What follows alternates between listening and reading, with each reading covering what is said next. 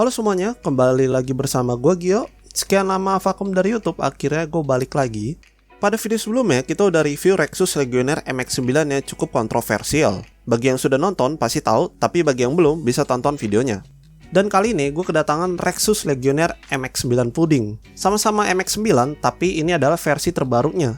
Untuk harganya Rp539.000 di official store Rexus bulan Juni 2022. Harganya lebih mahal dibanding MX9, tapi gue berharap semoga aja bukan hanya tampilan yang berubah, tapi ada peningkatan dari versi sebelumnya. Jadi langsung aja kita bahas. Pertama dari boxnya, tampilannya bagus, ciri khas Rexus, kita bisa melihat gambaran keyboard, info-info, dan spesifikasi dengan jelas dan lengkap. Untuk bahan box cukup tebal dan kuat, bahkan walaupun unit yang gue dapatkan boxnya rusak cukup parah, barang di dalamnya masih aman. Dalamnya kita mendapatkan 1 unit keyboard, kartu garansi, 4 buah switch cadangan beserta keycaps dan switch puller, dan quick guard yang cukup lengkap penjelasannya, yang nanti akan gue jelaskan selama video. Seperti biasa, hal pertama yang harus teman-teman lakukan pertama beli produk Rexus, yaitu aktifkan garansinya. Garansinya ini 1 tahun, mencakup suku cadang dan jasa perbaikan. Ketentuan garansinya hanya berlaku di Indonesia, dan garansi tidak berlaku jika ada kerusakan akibat pengguna atau akibat bencana alam. Dan garansi juga akan hangus kalau kita tidak daftarkan garansinya lebih dari 14 hari, sejak tanggal pembelian. Jadi pastikan pertama kali beli produk Rexus, langsung daftar garansinya. Rexus Legionnaire MX9 Pudding adalah keyboard gaming mechanical dengan 2 pilihan varian warna dan 3 pilihan switch, yaitu ada warna hitam dan putih. Dari kedua varian warna ini ada 3 pilihan switch, yaitu Otemu Blue Switch, Otemu Red Switch, dan Otemu Brown Switch. Dan yang ada pada video kali ini, yang akan gue bahas yaitu varian warna putih dengan Otemu Brown Switch. Rexus Legionnaire MX9 Pudding adalah keyboard jenis TKL atau 10 keyless. Berbeda dengan keyboard full size, keyboard TKL tidak memiliki numpad yang membuat ukurannya lebih kecil dan compact. Dengan dimensi panjang 36 cm, lebar 13 cm, tinggi 2 cm, dan berat keseluruhan 980 gram. Dengan ukurannya kecil, keyboard TKL sangat efisien tempat. Kelebihannya pada saat bermain game, pergerakan mouse jauh lebih luas tanpa harus takut terpentok keyboard, dan walaupun teman-teman punya meja yang sempit, keyboard ini bisa digunakan dan tidak memakan banyak tempat. Kekurangannya, karena tidak ada numpad, keyboard ini hanya bisa digunakan bermain game yang tidak memerlukan numpad, seperti game FPS, TPS, atau hanya sekedar digunakan mengetik saja.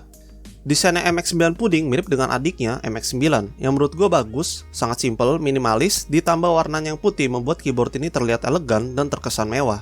Material keseluruhan terbuat dari plastik ABS, bahannya lumayan solid, dan finishing keseluruhan cukup rapi. Bagian bawah ada kaki-kaki yang terbuat dari karet agar keyboard tidak mudah tergeser, dan ada peningginya untuk mengatur kenyamanan. Kabel panjangnya 1,8 meter, sudah braided, bahannya sangat tebal dan sangat solid. Sudah ada magnet boosternya untuk mengatur aliran listrik, sayangnya input masih menggunakan USB 2, tapi sudah gold plate. Membutuhkan arus 5V atau 200 mA, selain digunakan pada komputer, keyboard ini juga bisa digunakan pada device lain selama memiliki USB tipe A. Karena keyboard TKL, MX9 Pudding hanya memiliki totalnya 87 tombol, tapi semuanya sudah anti ghosting, jadinya walaupun ditekan bersamaan akan tetap memberi input pada komputer. Walaupun tombol yang sedikit dibanding keyboard full size, MX9 Pudding sudah dilengkapi dengan fitur multimedia dan makro. Untuk makro nanti akan gue jelaskan, tapi untuk fitur multimedianya ada pada tombol F1 sampai F12, dan untuk mengaktifkan fungsinya dengan menekan bersamaan tombol Fn atau function. Berikut ini fungsinya.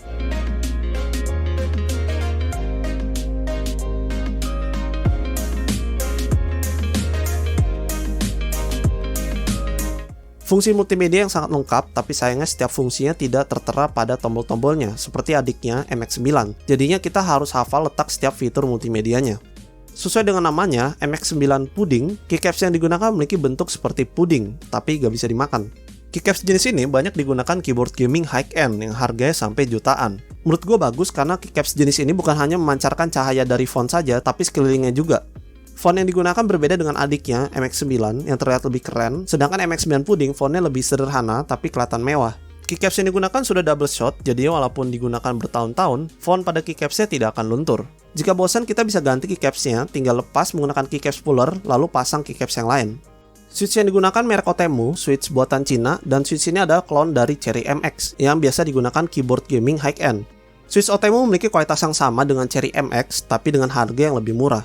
Switch OTMU juga merupakan switch yang paling nyaman dan responsif yang pernah gue coba. Pada video sebelumnya, gue sudah mereview keyboard dengan switch OTMU Red dan Blue. Dan kali ini unit yang gue dapatkan menggunakan OTMU Brown. Memiliki daya tahan hingga 50 juta klik dengan travel distance 4 mm dan berat tekanan 55 gram. Feel menekan switch OTMU Brown mirip dengan OTMU Red, tapi ada tactile, dan feel tactile mirip dengan OTMU Blue. Jadi menurut gue, OTMU Brown adalah perpaduan dari OTMU Red dan Blue. Jadilah OTMU Brown. Switch dengan perpaduan linear dan tactical. Gue juluki switch OTMU Brown sebagai switch linear semi-tactical. Switch ini sangat nyaman digunakan mengetik, tidak berisik, dan feedbacknya sangat cepat. Berikut ini suara dari switch OTMU Brown.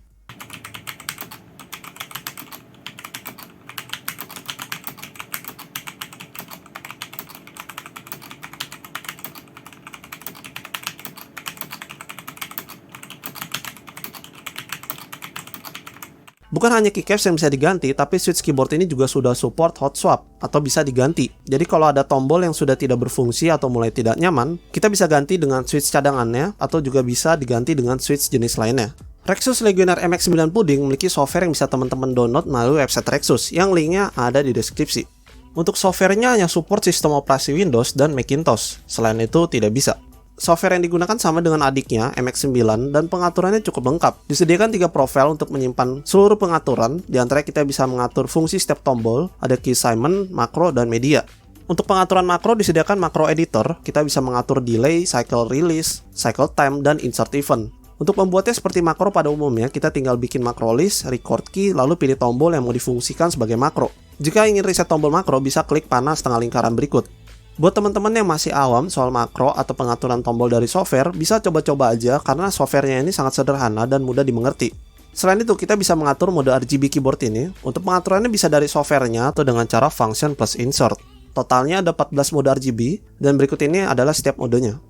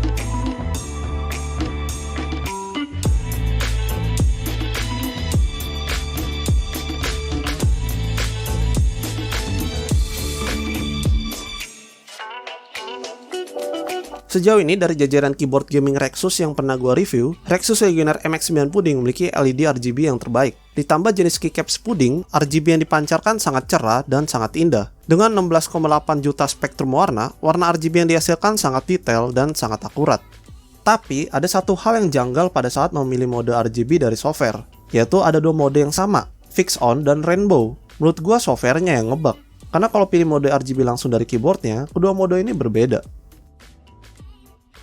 Selanjutnya dari ke-14 mode RGB-nya, kita bisa setting dari softwarenya. Untuk pengaturannya diantaranya ada kecerahan LED, kecepatan bergeraknya, dan warnanya bisa kita pilih mau mode satu warna atau random. Selain dari software, settingan RGB juga bisa langsung dari keyboardnya. Untuk meningkatkan kecerahan dengan cara function plus panah atas, menurunkan kecerahan function plus panah bawah, dan untuk mempercepat pergerakan LED, function plus panah kanan, untuk memperlambat function plus panah kiri.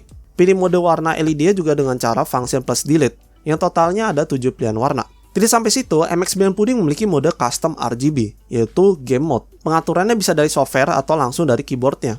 Pada software disediakan 5 profil untuk menyimpan pengaturan. Kita bisa mengatur tombol mana yang mau dimatikan LED-nya atau dinyalakan, dan juga bisa ubah warnanya sesuka hati kita. Untuk mode custom RGB atau Game Mode bisa juga langsung dari keyboardnya. Disediakan 5 profil dari function plus 1 sampai 5. Pilih salah satu, lalu function plus home untuk mulai record. Tekan tombol yang mau dinyalakan, tekan berulang untuk mengubah warnanya, dan tekan berulang lagi jika ingin dimatikan. Dan jika sudah selesai, bisa save dengan function plus home. Tapi jika ingin mereset, pilih kembali profilnya, lalu function plus home untuk menghapus. Atau jika ingin menghapus seluruh profil game mode, bisa dengan function plus escape untuk mengembalikan ke semula.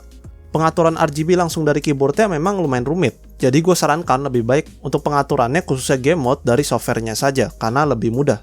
Dan yang menariknya, keyboard ini sudah memiliki storage atau penyimpanan untuk settingannya. Jadi walaupun keyboard dicabut atau pindah komputer, settingan makro dan RGB akan tetap tersimpan. Setelah menggunakan keyboard ini selama beberapa hari, overall gue cukup puas. Untuk masalah kenyamanan, keyboard ini memiliki posisi mengetik yang pas, tidak terlalu tinggi atau kependekan. Setiap tombol mudah dijangkau, dan karena posisi yang cukup nyaman, walaupun digunakan berjam-jam tidak membuat tangan atau jari-jari cepat pegal.